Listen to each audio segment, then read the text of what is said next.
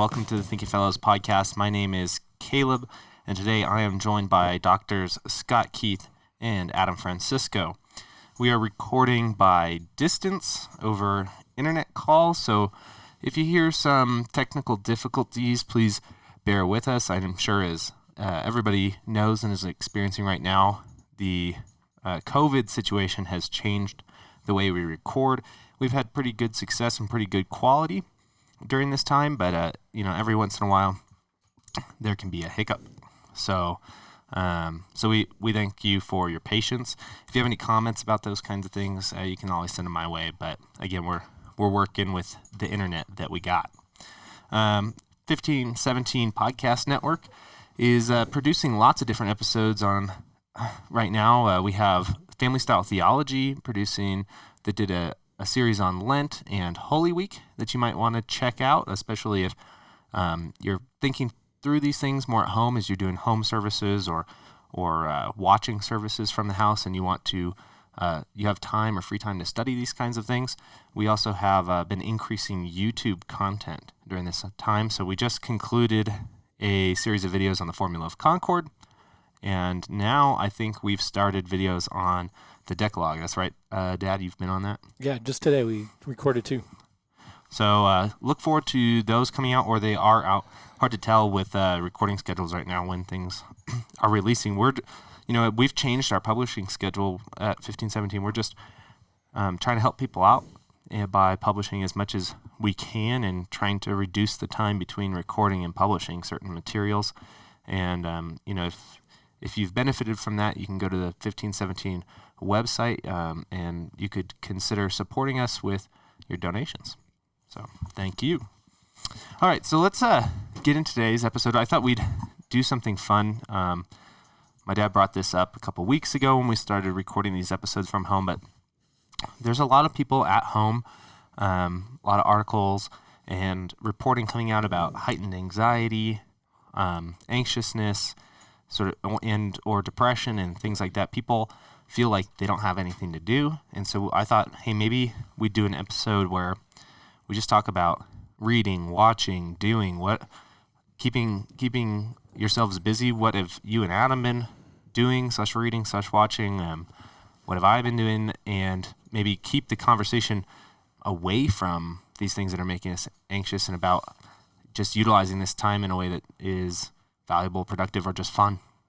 So what do you guys, so I guess I'll just go and ask you each individually maybe, because I have a feeling these lists are going to be interesting. Like with you two, these book recommendation episodes go one of two ways. They either go like ridiculous full nerd library, or they go like completely obscure wood chopping books, or Nonsense. like how to fight a court martial or something like that. I did just put a book on my shelf called The Geek's Guide to World Domination. Weren't you reading a book on pandemics too? Yeah, Plagues in World History. That was kind of boring. History, yeah. It sounds enthralling. So, okay. All right, I'll start with you, Dad. So, because we need to get these airplane books out of the way. Well, I mean, we can avoid the airplane books altogether. There have been quite a few. My favorite is called Wagger in the Wind. Forgot the author. But he's an Alaskan bush pilot, and he kind of recounts 25 years of being a bush pilot and hunting guide in Alaska via a couple of different airplanes, a Cessna 180 and a Piper Super Cub. Both very good bush planes, by the way, if you're wondering. Very good. Harmon Helmerichs, that's his name. Harmon Helmerichs, Wagger in the Winds. That was a great book. I'm right now, as I walk the new dog in the morning, listening to a book called Chasing the Demon, which is about, I'd say it's the Dan Hampton. I don't think he's a professional historian. In fact, he says he was a fighter pilot. But it's the history of World War II flight development that led into the test pilots that eventually broke the sound barrier in the United States. Interesting. And so, but there's a lot of World War II history in this book, just because so much of our aircraft technology, especially from that time period, is wrapped up not only with developments for World War II, but developments after World War II as we shall we say, appropriated Nazi technology and scientists to help us with this. The book that I read before that is called The Last Town on Earth. It was a novel. Adam hates novels, but it's a novel about a town in Washington, the state of Washington, during the 1928 flu pandemic that essentially shut down their town because they had no cases of the flu, and what that sort of did to everybody around them, and then what happened when the Spanish flu actually came to their town.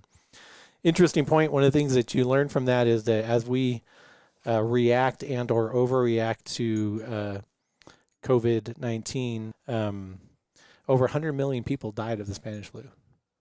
Over 100 worldwide, yeah. 100 million people died. So like a third of the population of the United States. Yeah, that's pretty extreme. That's a lot, yeah. So, and they didn't close down everything for that. So they did a lot close down, but not everything. Then I left it over there. I don't remember the exact title, but I'm reading a book. You want me to go get it? I'll go get it. Right now. While he's doing that, I've got a question. Why the book on planes? Is that your new thing? You're going to sell the truck and get an airplane? It's been my thing forever that I want to get my pilot's license. Really? And since I was 16, and just have never had honestly, I've never really had the money to do it because it's, depending on how you do it, just to get the license, it's between $5,000 and $10,000. And that doesn't guarantee that you ever get to fly after you get your license, which is then just more money. And I think I could do it now, and so I've decided that 2020, I'll at least complete the ground school portion, and then probably early 2021, do the actual flight training and take the test for either a private pilot's license or a sport pilot license. So I've always been captivated by flying. My grandfather was a aircraft technician and jet maintenance operator on some very famous jets, and I grew up in Palmdale, which is very aircraft centered. So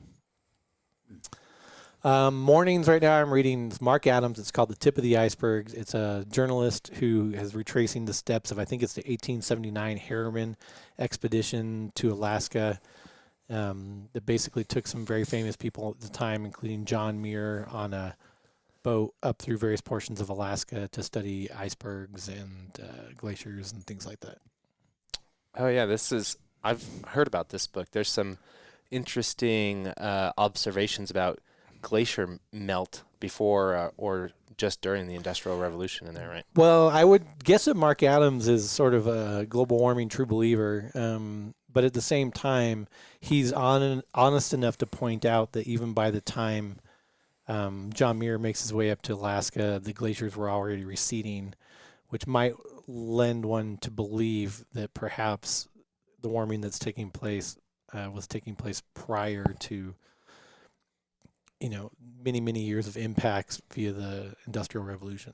Gotcha. Yeah, interesting. I got a few more that I read in the past month, but that's enough for any theological for the readers? Well, not this month. I will add a comment about that, because sometimes we've done these book recommendations in the past where I ask you and Adam what you guys are reading, and even if there's something theological in there, often sort of books that are more hobby oriented or pique your interest outside of that pop up a lot. And I would guess, I don't want to speak for both of you, but part of this is when theology is your day-to-day job and you do some of the reading and diving and writing and speaking on it every day, you kind of want to break every once in a while, right? Well, yeah, and it's in my case, like for instance, this month I did do the YouTube video series on the Formula of Concord, so I did dive back into Bente and Kolb, Aaron Nestigan, historical introductions to the Book of Concord, just to breeze up for that class. So yeah, I mean, it was work related. I sometimes will read theology for not work related these days, but not very often. Well, even if it's not for work related, it'll probably circle around into your writing or giving a presentation or something like that for one reason or another, right? If it was good, if you enjoyed it. So, all right, Adam, have you been doing anything with your time at home? Yeah, I've been growing grass in my backyard. And by grass, I mean like the real stuff that you walk on, not the not a synonym for marijuana. It's California. You never know. It's amazing because we had a drought for forever. And then or 5 we've had years. a lot of rain lately. Yeah. So I thought it was funny. The first couple of days of the quarantine, I went to Costco. They're of course out of toilet paper. But everybody's got carts filled with stuff. And then I had a big bag of grass seed in there, and that's all and vodka probably. But I was going through the checkout line, and some guy looked at me and started laughing. He said, "You're going to grow grass now?" I said, "Yeah, I got dirt in my backyard." And anyway, some other guy said, "Well, aren't you going to stock up?" I said, "I think we're good." And then they got into a fight over who was to blame for this, Trump or blah, blah, blah. It was kind of interesting. Anyway, but around that time, I woke up one morning. I've got a lot of stuff I always, whenever I teach, I keep up. I reread the stuff that I've read for years. So I'm reading a lot of primary texts for my now online courses at Concordia, medieval texts and like political philosophy. So most recently, Karl Marx's Communist Manifesto, which was really edifying. But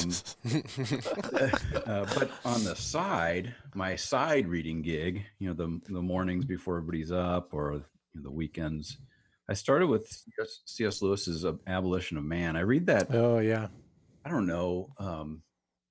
Last couple of years, I've read it every 4 or 5 months, just because it's it's kind of technical, but the point or the argument is just pretty.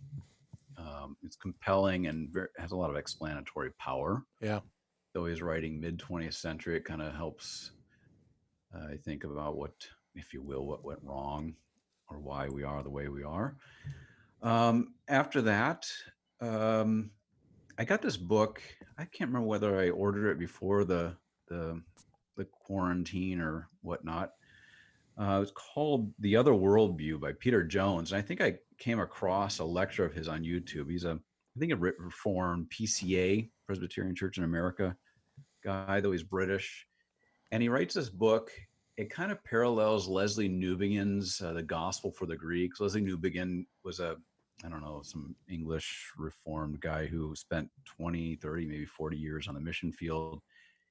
And he goes back to England after, I think he was in India for so long. And the England he experienced was radically different than the England he experienced was radically different than the England he left when he was young. It had gone from being a predominantly, if you will, culturally Christian country to a practically atheist country. Anyway, Peter Jones, he's an Englishman. He grew up, he tells a story at the beginning of the book about how he grew up with one of the Beatles, went to the same school, and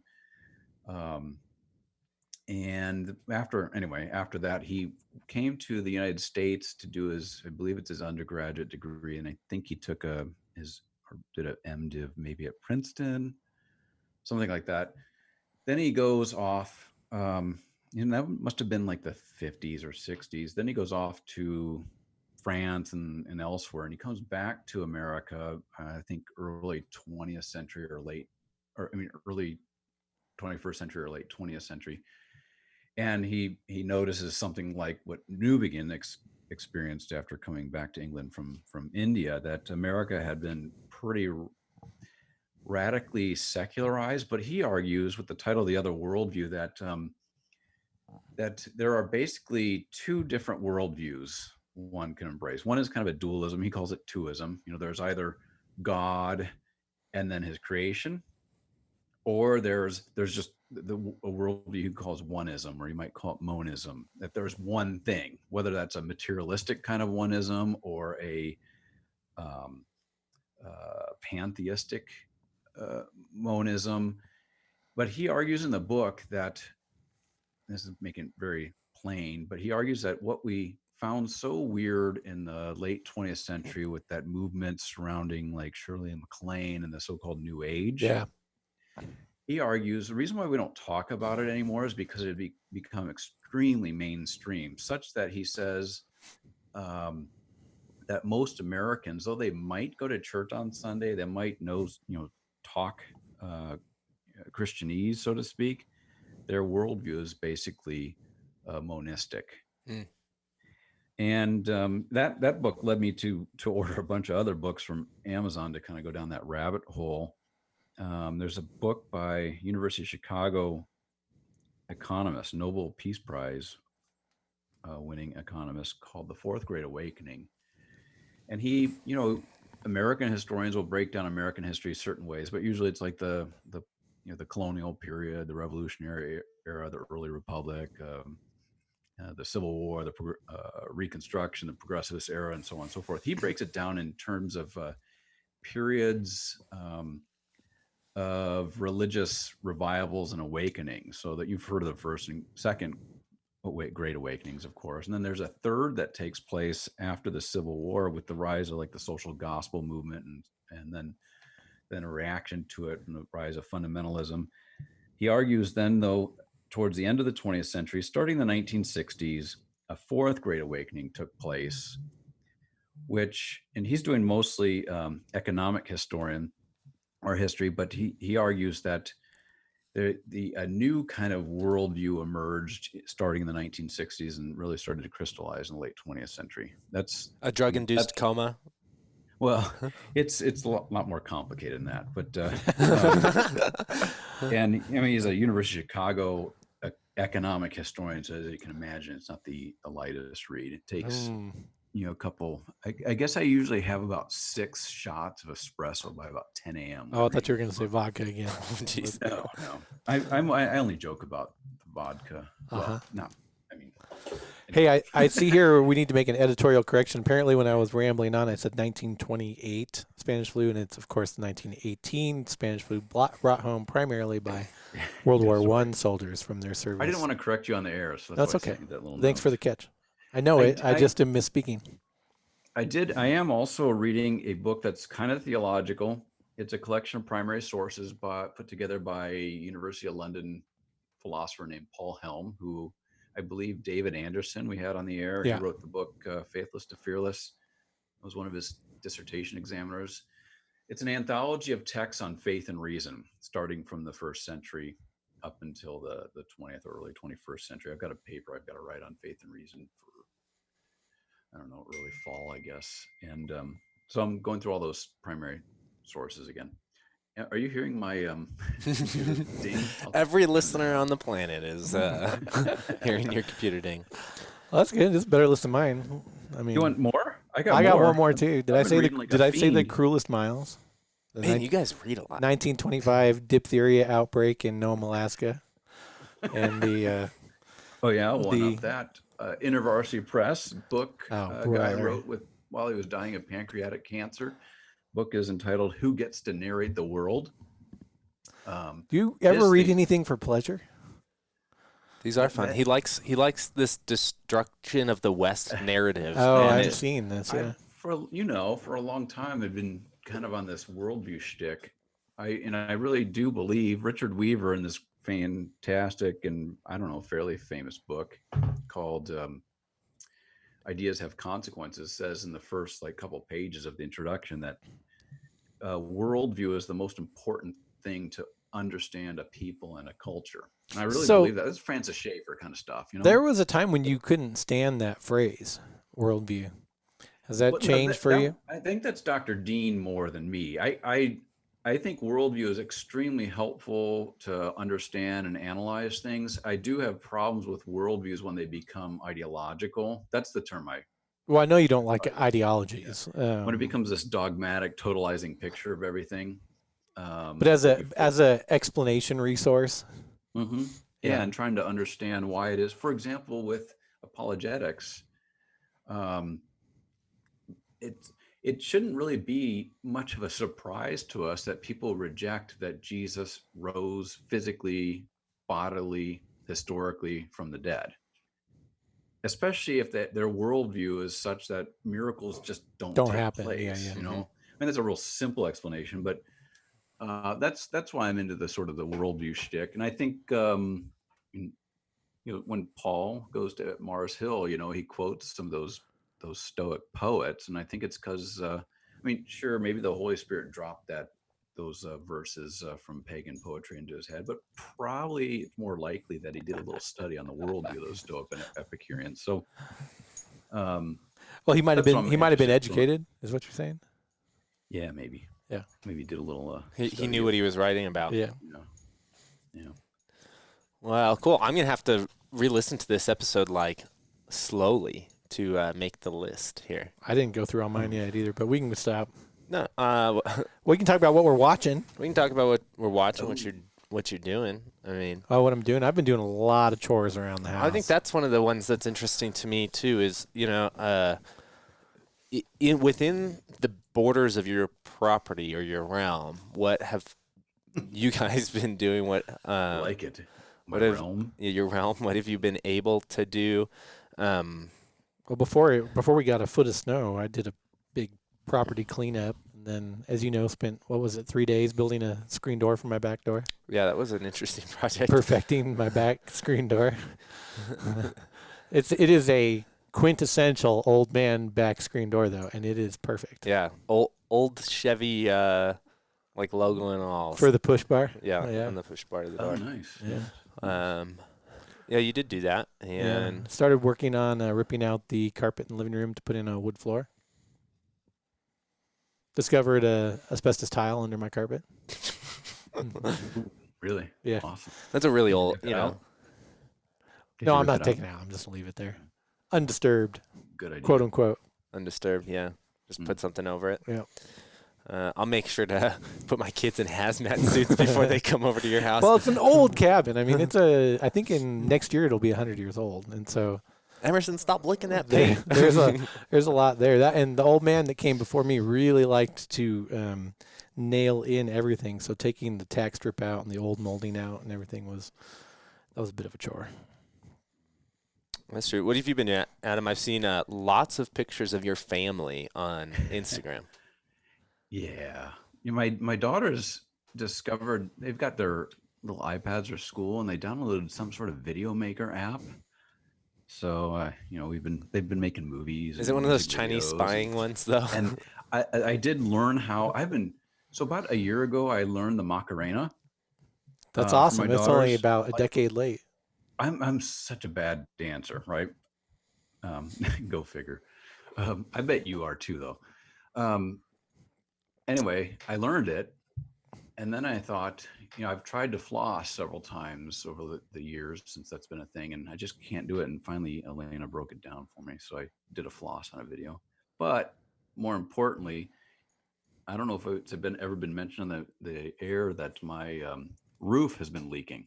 Oh, I've seen the pictures. And yeah, I patched it before the big rain we got in the last couple of weeks. And every morning I go up on the roof, and then sometimes I'll go in the night if it's been raining heavily and just push water off my roof because I'm worried that the weight is going to open up more. So those roofs in San Juan, like our cracks. old house in San Oh, it's Juan, are flat. flat. Yeah, They have zero pitch to ridiculous. them, yeah. and some of them, even if they're old, they have some depressions in them, and they can really puddle up Mhm. the water. Oh yeah, that would be that would be a pain. Yeah, it's pretty bad. Yeah. One of my, so you once made a comment, Scott, that we have like a petting zoo at our house. Which Well, is you have kinda true. chickens and snakes. Chickens, dogs, snakes, and snakes. frogs. I stick to But, dogs. He's My- ordering my- a tiger right here. Just one. $2,000. Who knew? But one of our frogs got a viral infection and sadly died. And but the other one caught the virus too, and so I had to spend about $100 to take a Wait. stupid dumpy tree frog to a vet and get. You took a tree frog to a vet during the quarantine. Is that essential? Yeah. Well, you should. You know, little Laney. Yeah, she'd be a little 10 years old, heartbroken. weighs How does a about frog 10 catch a pounds. viral infection Probably without? off of Laney's hands. It's fairly normal, I guess. Yeah. So, I mean, the vet knew exactly what it was. So, yeah. So I've learned a lot about reptiles and frogs and other things. Like you, Scott, I don't know if you do actually, but I kind of obsess about things being in their place. So I probably rearranged the garage about No, I never do that. 8 times. Worked on my jujitsu with my son. Saw that. Yeah. You know, I have been doing cauliflower work ears get a too. little Like, bigger. we've created all this new content. That takes some time. Yeah, it's interesting. We've been recording or like setting up a studio so much more often than we do, Yeah. which is, I kind of last year was like, man, we couldn't possibly make any more content than we already do. And it turns out if everybody's locked at home, Yeah, I mean, I've been can. recording usually an hour to 2 hours every day, sometimes even on Saturdays and Sundays, just trying to keep Just up on the with Formula of Concord. We did Formula of or- Concord. We're doing the Decalogue now. We've done a bunch of Thinking Fellows guest episodes before you got your mic all Microphone. set up. Been on. We Nice. did Q&A. Been on a couple other podcasts. It's just been busy. But it's been good. I even wrote a blog. I hadn't wrote a blog for 1517 in like forever. Yeah, I wrote a blog. I finished the bulk of the writing for my MA thesis, and You're done, huh? well, Yeah, he's got to send it to you. I've got it. Yeah, Me? I've got to edit it. Yeah, I want you. to. I've got to edit it pretty thoroughly. I have feedback from my supervisor now to work through and address, which is good. And once I make those, address those comments, it'll be making sure that the formatting and grammar are up to spec. It'll be going to Adam. It'll be going to Adam. Yeah. And then He's like, is this part of the job? I should. Can I make a plug for some of the books we got coming out? Yes. yes, you That would can. be good.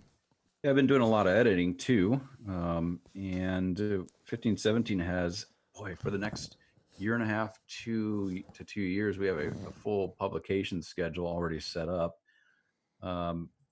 Fairly soon, I don't know the exact date, but probably about less than a month, our newest book called The Pastoral Prophet. I think the subtitle is Reflections on the Prophet Jeremiah is going to be released. And I think the guys who listen to and participate in the craft of preaching will really benefit from that. It's well written, good, very long book. Who's the I author? think oh gosh, Gotcha.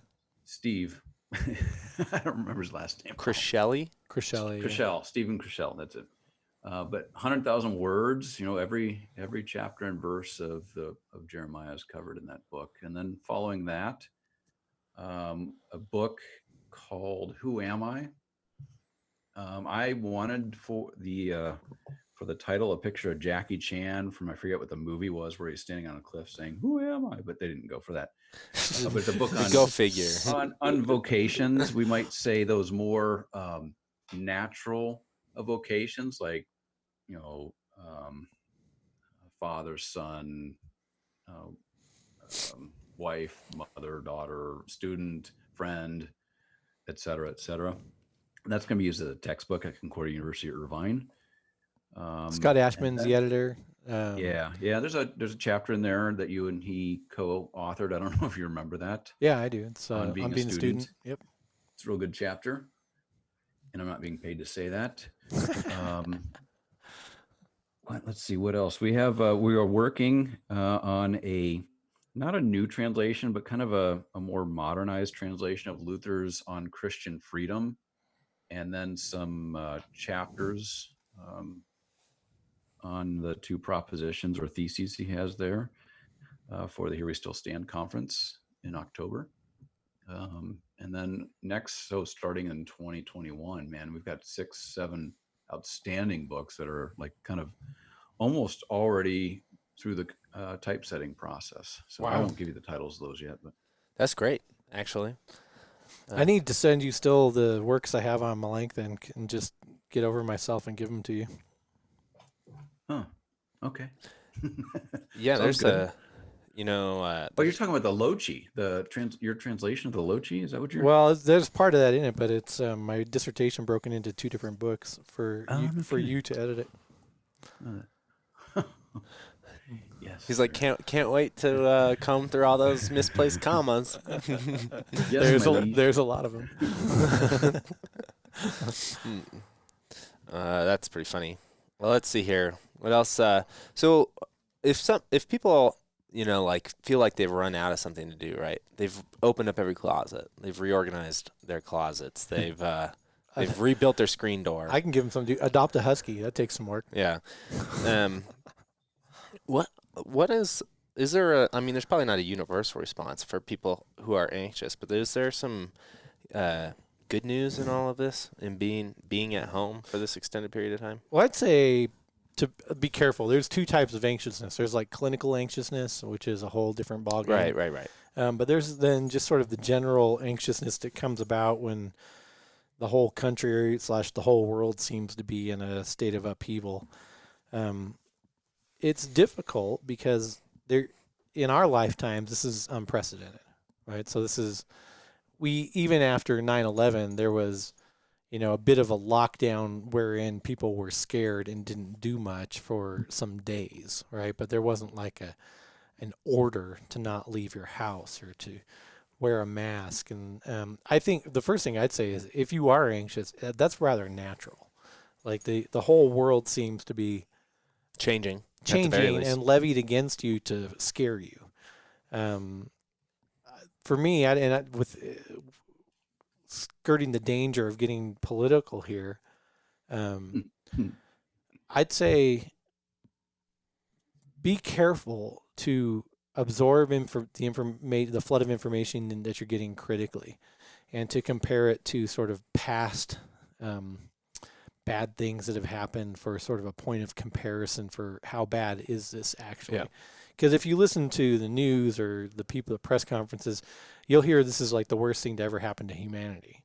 And it's just not. We just mentioned just going back 100 years to the 1918 Spanish flu, and many more people are dying without the medical ability to really do anything about it or to understand what's going on. Mm-hmm.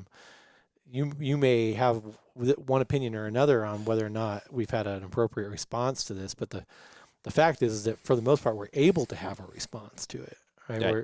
We're able to find some medicine that might help. We're able to work on a vaccine. We're technologically, for most of us, able to stay home and still do some work. Most of us, certainly not all of us. But know that it's natural to be scared. Absorb information critically, and know that at the end of the day, and this is hard to say at a time like this because your world could seem like it's falling apart. But at the end of the day, the promise that Christ is for you and that Christ has died for you and that Christ has become, the first fruits of your resurrection doesn't necessarily help you if somebody's lost their job and you're financially in a real pinch right now. But at the same time, the big stuff, the what's going to be of me and mine at the end of the road, the big stuff is taken care of. And I would hope and I'd pray that at a time like this, the people have created enough of a community around themselves that they're not enduring this alone. And for those that are, I pray that people come around them that can help them out, even if it's just by conversation and listening. I don't know if I said anything. That was a bit of a ramble. I think it was pretty good. I mean, I don't think I could top that. The only thing I would add is that sometimes people start rolling with the minimal information acquired. So I'll see people saying like, I can't even go out for a walk.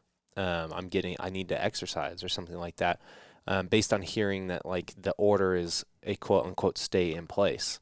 Well, if you start to examine those a little more, like in California, for instance, if you see what the exemptions are for staying in place, one of those is physical recreation. Yeah. And so you might be able to then responsibly within both the bounds of these orders and without bringing harm to your neighbor, exercise, be a little more free than you think you can, ride your bike somewhere. Well, like is always the case, the internet and social media on this is a two-edged sword. Yeah. It's provided a lot of opportunities for us to do things like this and provide extra content so that people have stuff to do. And, even recreationally, Netflix and Disney Plus and everybody seems to have stepped up a little bit so that there's stuff for you to do. But, that's why I said absorb information critically, because so much of it's just wrong. Right. I can't tell you how many times somebody has come to me over the last 2 weeks via text or my wife or something and said, I just heard of a story that the family of 4 was pulled over and each cited for being together in a car. And I'm like, yeah, that's fake news. So be careful with things like that. And the times are hard enough, we don't need to make them harder by focusing on things that may or may not be the case. Right. I think that's a good point. It's really easy to get caught up in the clickbaity stories right now, only to turn out 12 hours later that it was all fake. Yeah. And so and that can go sort of multiple directions with this. But yeah, I think, if you feel like you need to do something and you feel like you think you can't, there is the ability to investigate actually like what the bounds of what you're allowed to or what you can do, and then also weigh that against how you think this is going to impact your neighbor and your family. Yeah. We did a Zoom Q&A with Dan Price and Caleb and me last week, where like 35 people signed up to just come on Zoom. And I didn't know what to expect from it. And it was a little awkward for me at first. But at the end of the day, it was actually a decent way to get some socialization in too. So I'd say to people, utilize the technology that is this two-edged sword, but use the good side of the sword too. Hey, Adam, what do you think? I like your not warning, but caution against fake news, following fake news. So it's so easy to watch a YouTube clip or the news or read something and get all riled up about something that confirms something you're already riled up about. Yeah. I also like your word about, well, you didn't say it exactly this way, but I do think we will get through this. Things will probably be different, but we will get through this.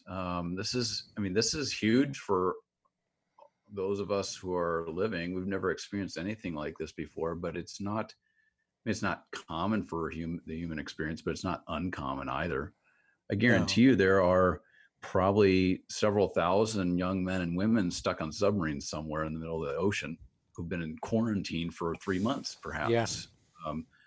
So, it's not. This isn't the end of the world. I kind of wish it was, but it's not. It's not the end of the. It's not the end of the church, or likely your church. Right. Yeah. I mean, it's going to be odd Sunday, on Easter, right? Yeah. There's going to be all these. I assume, 95% of churches across America will be empty.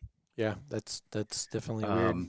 And which is going to be interesting. There'll be a lot of traditions that we're all used to. I was thinking just last night how I'm going to kind of miss seeing my two daughters in their Easter best or whatever. They always get dressed up and we take a family picture and they look beautiful and so on.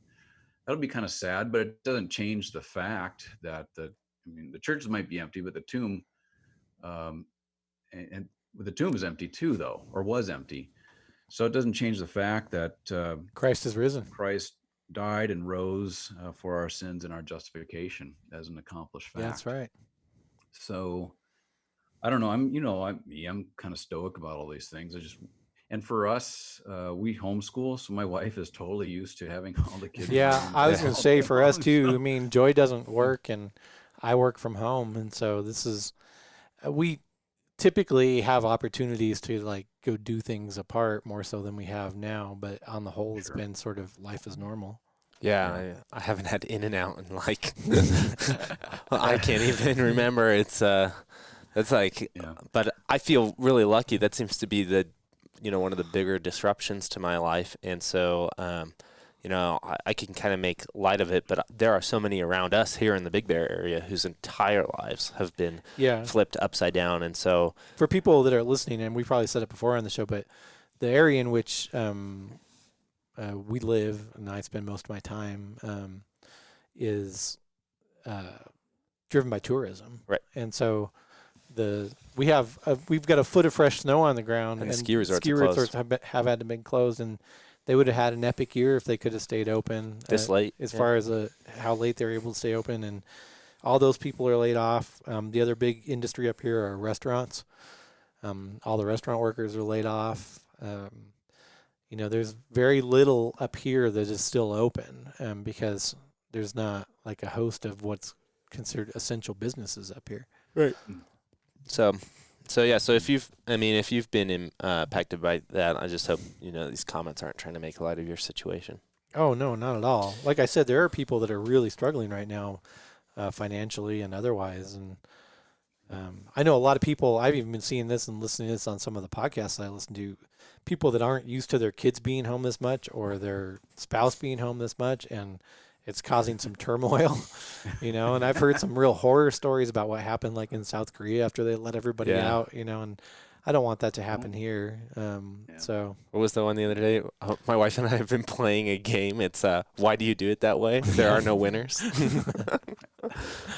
yeah, and so there's some real stuff, but at the end of the day, I mean, I hope this is I hope it doesn't come across trite or dismissive, but the big things are really taken care of in Christ, right? And it's left to us to sort of work out the day to day here. With God's help and to His glory and to benefit our neighbors. And maybe take a look at that piece I wrote on vocation and sort of see how this works itself out in everyday life. All right. Well, hey, thank you guys. I'll make sure to, I'm going to have to re-listen to this episode and get a list of those books. I do think even if you just skim through those on Amazon, it might be kind of fun to just see how obscure some of the reading gets if you missed it on the first pass of this episode. Thank you for joining us. We'll catch you next week.